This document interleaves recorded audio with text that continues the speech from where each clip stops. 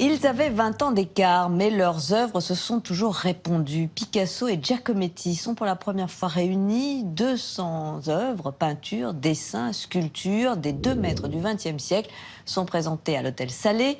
Les 2 artistes qui se rencontrent début des années 30 avaient des tempéraments bien différents, mais ils ont été influencés l'un et l'autre par le surréalisme et partagent un même questionnement sur la relation au réel. Un dialogue et des correspondances artistiques que décrit Stéphane Cornic.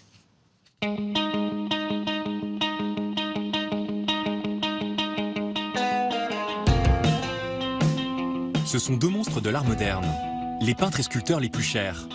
D'un côté l'Espagnol, de l'autre le Suisse de 20 ans son cadet. Picasso et Giacometti. 2 artistes étrangers qui immigrent à Paris au début du XXe siècle. 2 fils d'artistes qui partagent une grande précocité avant d'inventer un langage révolutionnaire. Ils ont la même facilité, la même virtuosité à représenter le réel, et l'un comme l'autre vont aller vers la modernité. Dans les années 1910-1920, Picasso et Giacometti trouvent une inspiration et créent de nouvelles formes en puisant dans le passé ou les arts extra-occidentaux. Picasso a été fasciné par la découverte qui était celle des milieux de l'avant-garde, de l'art africain, de l'art océanien, mais il était aussi fasciné par tout ce qu'on appelait le primitif, et Giacometti de même se fascine par ce qu'il appelait les arts exotiques, et puis pour l'art égyptien, pour l'art mésopotamien, pour l'art des Cyclades. Donc en effet, les objets archéologiques et les objets provenant d'autres civilisations, d'autres cultures vont venir nourrir complètement leur vocabulaire artistique. Giacometti connaît l'œuvre de Picasso depuis qu'il est arrivé à Paris. Bien entendu, ça l'émerveille. Picasso, à ce moment-là, est déjà le grand artiste de la modernité. Et lorsqu'il fait sa première exposition personnelle, en 1932, Giacometti est extrêmement fier de pouvoir annoncer à ses parents que Picasso a été le premier visiteur de son exposition. Après leur rencontre, leur relation s'intensifie dans les années 30. Vous connaissez Picasso, très bien. Ils se voient quasiment quotidiennement pendant la guerre, entre 1940 et 1941. Leur amitié, elle est basée sur beaucoup de choses. D'abord, un dialogue artistique. Ils parlent d'art, ils se montrent leurs œuvres l'un à l'autre. Eux qui partagent des thématiques communes, qui représentent souvent leurs femmes dans leurs œuvres, vont alors se nourrir mutuellement de manière consciente ou non. Leur création dialogue, des motifs de l'un apparaissent dans les œuvres de l'autre.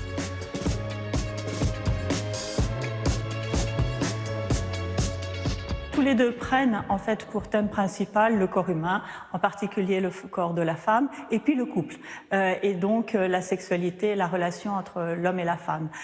Ils se rencontrent tous les 2 au moment du surréalisme, et c'est une période durant laquelle les artistes convoquent leurs rêves, leurs fantasmes, et donc s'expriment dans leur travail très librement sur toutes les questions qui ont trait à l'érotisme et à l'amour. Pour eux, la question de l'érotisme est très fortement liée à la question de la violence, à la question de la mort.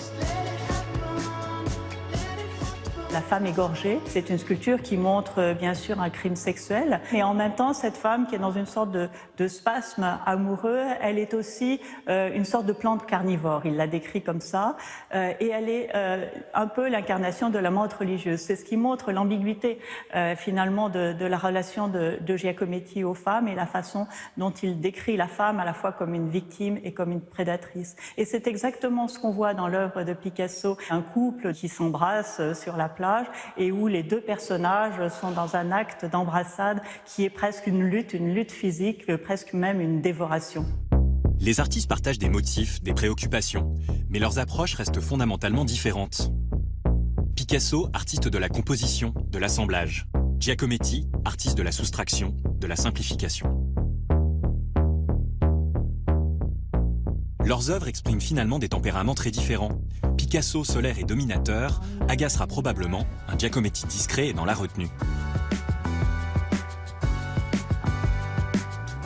Mais ce qui va vraiment les séparer, c'est que Picasso part s'installer dans le sud de la France après-guerre. Giacometti, lui, reste à Paris, jamais très loin de son atelier.